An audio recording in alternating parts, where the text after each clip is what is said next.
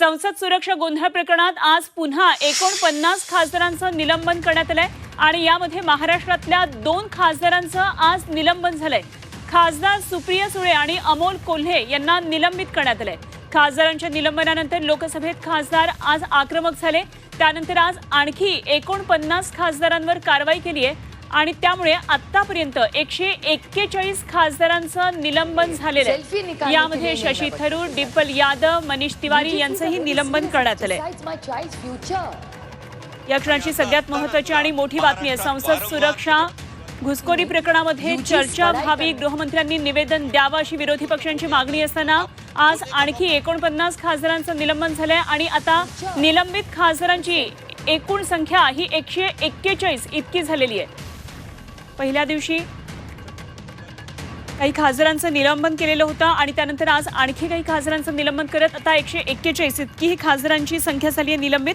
13 डिसेंबरला लोकसभेच्या सुरक्षा व्यवस्थेत झालेल्या कथित हलगर्जीपणाचा मुद्दा उपस्थित करत विरोधी पक्षांच्या खासदारांनी सभागृहामध्ये गोंधळ घातलेला होता आणि तेव्हापासून खासदारांचं हे निलंबन सुरू आहे आणि आता एकूण 141 खासदार निलंबित झालेत। त्यामुळे कामकाजामध्ये सहभागी होण्यासाठी विरोधक आता उरलेलेच नसल्याचं चित्र एक प्रकारे निर्माण झालेलं आहे। गृहमंत्री अमित शहा यांनी निवेदन द्यावं अशी मागणी या विरोधी खासदारांची होती, विरोधी पक्षातल्या खासदारांची होती।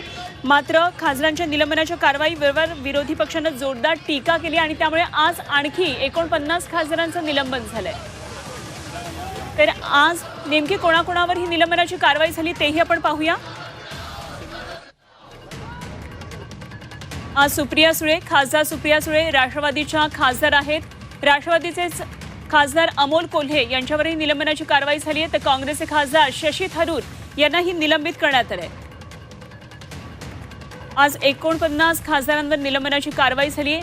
आजच्या कारवाईमध्ये डिंपल यादव समाजवादी पार्टीच्या खासदार आहेत, मनीष तिवारी काँग्रेसचे खासदार, फारुख अब्दुल्ला नॅशनल कॉन्फरन्सचे खासदार।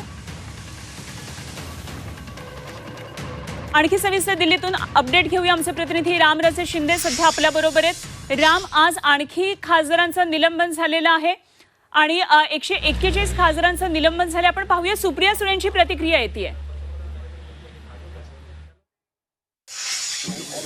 अभी ये तो देखा दे, ये जो हो रहा है देश में बहुत गलत हो रहा है। और क्या मांग थी हमारी?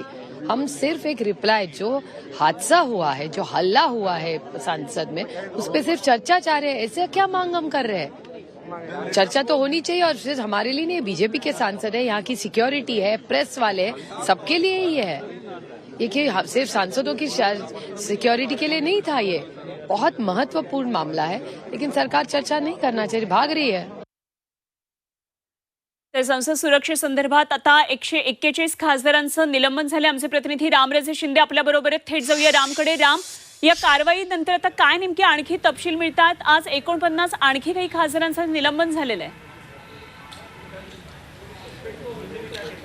बिलकुल निलंबन करण्यात आलेलं आहे आणि महाराष्ट्रामधून 2 महत्त्वाचे खासदार आहेत, एकाच गटाचे, शरद पवार गटाचे, एक सुप्रिया सुळे आणि दुसरे अमोल कोल्हे। या दोन्ही खासदारांचं पण निलंबन झालेलं आहे, परंतु निलंबनाचं स्वरूप कसं असणार आहे हे अद्याप कळणं बाकी आहे। परंतु जी मागणी करण्यात येत होती की वारंवार जी सुरक्षेमध्ये जी त्रुटी निर्माण झालेली आहे, हे तरुण कशाप्रकारे आतमध्ये घुसले होते आणि त्यामुळं इतर खासदारांची सुरक्षितता आणि संसदेची सुरक्षितता धोक्यात आलेली आहे आणि म्हणूनच याच्यावर चर्चेची मागणी करण्यात आली होती आणि त्यावेळेस गदारोळ झाला होता। हे एवढं एक कारण पुरेसे नाही आहे, तर दुसरं एक महत्त्वाचं कारण आहे ते म्हणजे की सभागृहाच्या बाहेर पायऱ्यावरच तिथे राज्यसभेचे सभापती जयदीप धनखड यांची नकल करण्यात आली, यांची ॲक्टिंग करण्यात आली।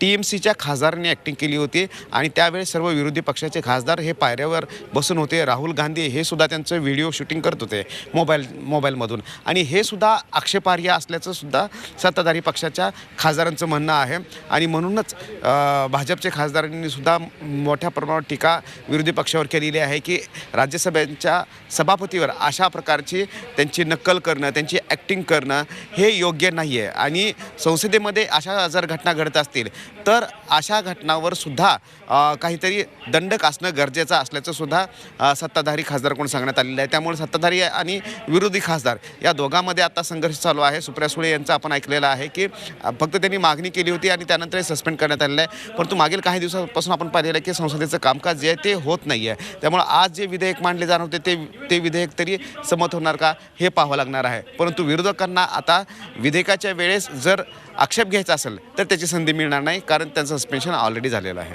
अगदी राम, अत्यंत महत्त्वाचा मुद्दा खरं तर सध्या हा देशभरामध्ये गाजतोय ते म्हणजे खासदारांचं निलंबन. हे एक प्रकारे हाच मुद्दा तापवण्याचा प्रयत्न सुद्धा विरोधक करतील. असे संपर्कात राहा. लोकसभा खासदार सुप्रिया सुळे आणि अमोल कोल्हे, महाराष्ट्रातल्या या 2 खासदारांचं आज निलंबन झालंय आणि एकूण लोकसभेतून आज आणखी 49 खासदारांचं निलंबन झालंय. पुन्हा एकदा जातोय आमचे प्रतिनिधी.